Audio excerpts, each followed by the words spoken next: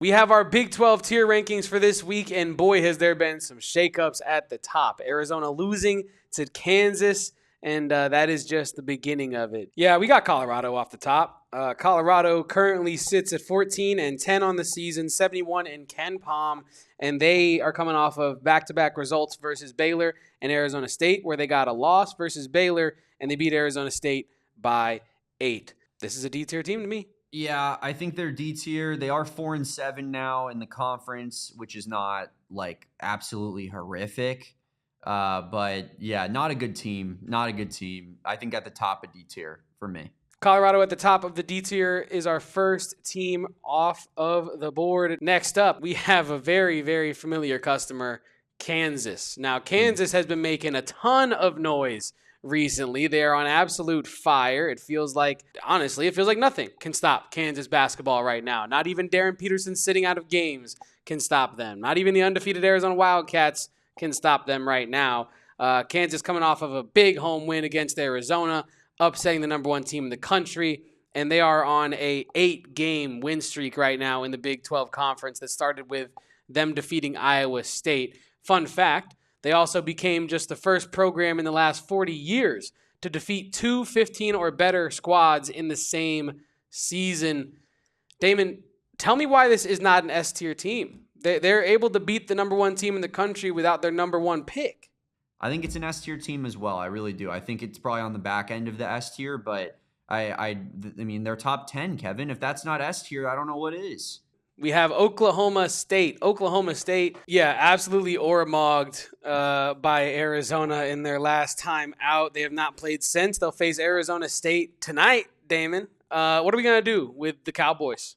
Well, last week we had them in the C tier, and they also beat BYU in that time period. So they got aura-mogged by Arizona by 38 points? Yeah. 37 points. And then they beat BYU at home. So I think they stay in the C tier. They're 4-6 now overall. They're a team that is at least going to compete for potentially making a tournament here. And yeah, I mean, it definitely, not the result against Arizona you wanted to see. But now, next 2 games, they got at ASU and TCU at home. Houston is next on our tier ranking, Damon. This is a team that is, as we know, just as dangerous as any team in this conference, and in my opinion, should be still above Kansas in the S tier. Do you agree? Yeah, no doubt about it. Houston is 9-1.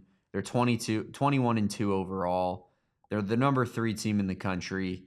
Their only loss in conference was to Texas Tech on the road, which we know is similar to Kansas, not quite the same. But Houston, I mean, they're the definition of an S tier team. It's possible that now, with all things being equal, I think you could make the argument that they are now the team to beat, given that Tommy Lloyd is still yet to beat Houston. We could be looking at Houston as being the premier team here, the team to beat here in the Big 12 regular season, that being. I still feel like, yes, they are the defending conference champions. Yes, it is their conference until someone dethrones them in the regular season or whatnot. But I don't know. Just looking at these 2 teams in a vacuum, I still feel like Arizona is like the biggest challenge possible in this conference over Houston right now. They're just playing the best basketball at anybody in this conference. Houston is not very far off. Neither is Kansas. We got Kansas State. K-State is at the bottom of the Big 12 right now. You can't fire your coach because you're too broke, and now you're stuck with Jerome Tang. Jerome Tang. Do you agree, Damon? And Kansas State is a horrific team, 1-9. It's cooked. It's over. I can't believe Jerome Tang has more Final Fours, since I can essentially remember the sport than the Arizona Wildcats do. That hurts me, and it keeps me up at night. Genuinely. Iowa State is next on our list of tiers. And honestly, I think it's time, Damon, we got to have a discussion. Iowa State, do they deserve to move back into the S tier? Do they deserve to get up into that S tier right now? It feels like they are a team that has pretty much beaten everybody that you put in front of them, except for Kansas, except for Cincinnati on the road, which really throws a wrench in all of this. But it does. If we're doing a what have you done for me lately type of math, this team is on a 5-game win streak. Mm-hmm. Now, during that win streak, they have played absolutely nobody in terms of the Big 12, UCF, Oklahoma State, Colorado, Kansas State, Baylor. UCF, decent. Oklahoma State, decent. Colorado was in our D tier. K-State, maybe the worst team in the conference. PJ Haggerty might be taking bribes on the side. Baylor is a complete mess right now as well. 3-point win at home, too. I mean, it's not like it was an impressive outing versus Baylor. But you do have the 8th best defense in the country per KenPom and the 10th best offense. The balance is unbelievable. You have multiple All-American candidates on that team. Is this still the very tippy top of the A tier, or do they deserve to get into that S tier? Man, Iowa State fans should just despise this podcast. I think it's A tier. I do. And I think that I just said Kansas, that's top 10. That makes you S tier. Iowa State's number 5. They're top 5, and I'm telling them they're A tier. They are uniquely balanced. I think they're uniquely built to give Arizona a big challenge when they come to Tucson in March. And I'm really excited for that game. I think that they've probably had that one circled since Caleb Love made that 3/4 court shot. Yeah, I think Iowa State deserves to be in that A tier. They are about as S tier as any A tier team could possibly be. But they are at the top of our A tier, Damon. They're sitting there. Iowa State's name is on the club list. Kevin and I are the bouncers, and they're going, it's right there. And Kevin and I are going, I got no idea what you're talking about, brother. He's like looking at us. He's like looking at the list. Guess what? General admission line starts way back there. Cincinnati is up next. And in my opinion, I mean, anytime your coach, yes, that's what I'm getting at. Anytime your coach is apologizing after games to select fans in the back tunnels of the arena, saying like, you deserve to be frustrated. I stink. I've done a bad job. It's not good enough. I'm frustrated. That deserves you to be put into the D tier. Yeah, K-State belongs in a class of their own with the scrubs. And Colorado and Cincinnati at least are, as far as D tier, the class of the D tier. Oh, wow. Getting classy in the D tier. I love that. Pinky's out. Yeah, breaking out the ascots and stuff like that. West Millard ASU, I'm with it. Oh, man. I'm with it. Arizona State is up next on our list, Damon. Mm-hmm. Where are we going to put the Sun Devils? They're a D tier team still to me. Nothing has changed. In fact, you could make the argument to me that they deserve to be separated from the rest of the class, just like K-State in like a detention situation, because their coach is coming out and saying, "Oh, well, stupid question, young student journalist, you stupid idiot. You think that we're going to just start rebounding because you think I'm just going to start coaching? Absolutely not. I refuse to coach. And in fact, if I did coach, my players are too dumb to understand it anyway because they're not good at basketball." That's pretty much what Bobby Hurley's been trying to say. We can't rebound. We're not going to be able to rebound. I refuse to coach. I'm giving up. And they're in the D tier. Damon, do you disagree? No, they're a D tier team. I also think they're maybe middle of the pack in the D tier. They can beat other D tier teams. They can beat Utah. They can beat Cincinnati. They can beat Kansas State. They can go toe to toe with Colorado on the road, but they can't beat anybody that's not in the D tier in this entire conference. We got Baylor, Damon. Baylor is currently sitting at 13-10 under Scott Drew and his G League alliance that he has.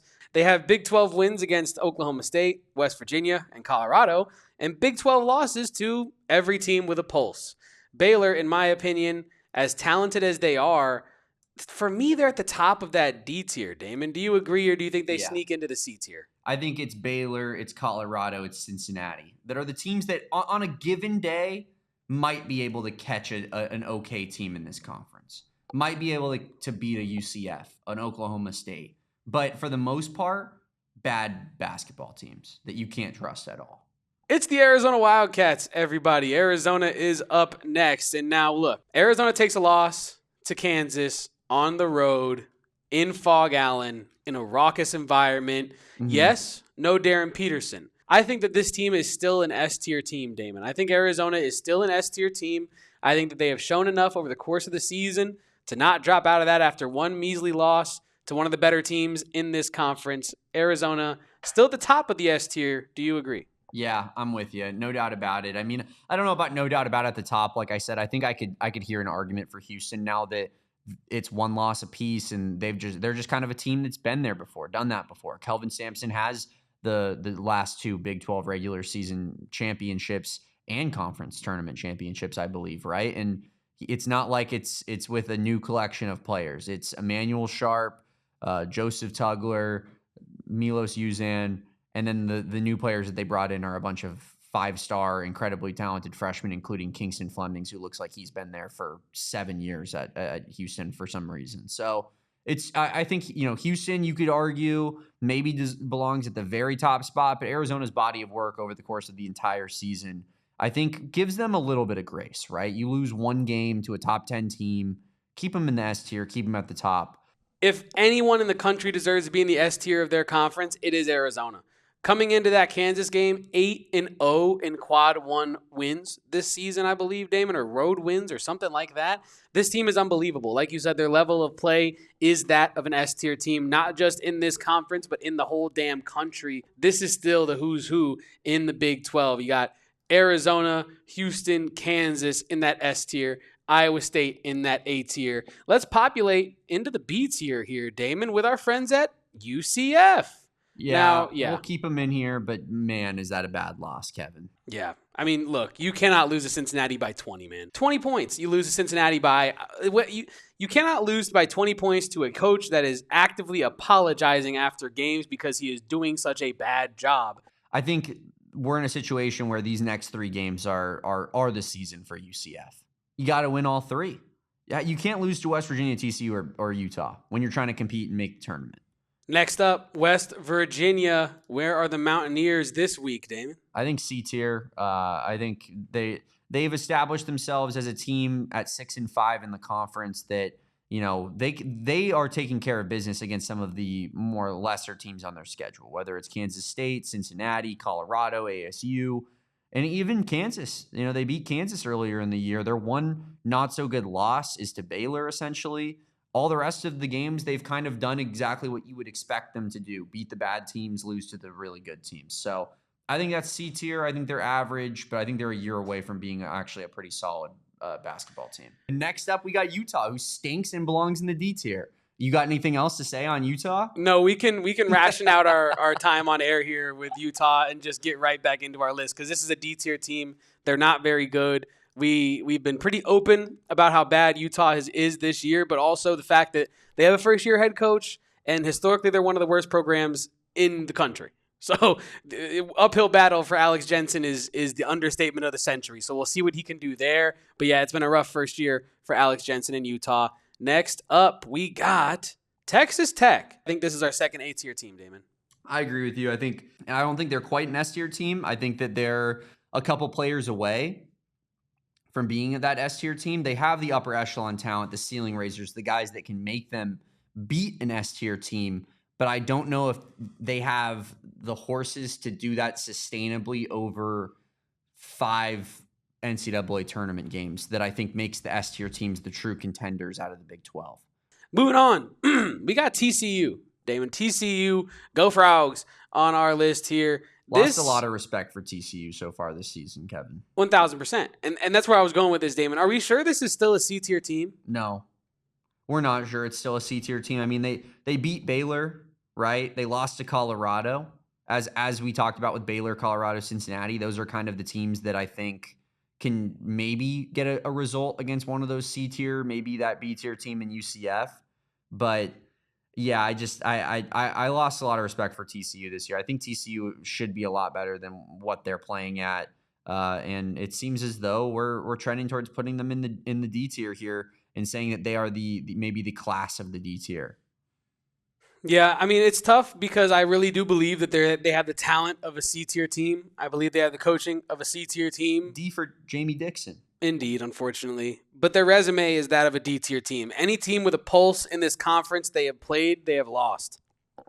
I mean, some without. Yeah, some without, man. You lose to Utah by 3. You lose to Colorado by 16. You only lose to Houston by 9. But, yeah, man, I think TCU has lost their privileges. They've lost their privileges of being in the C tier. That means we only got one team left, and I think you know where this team is going.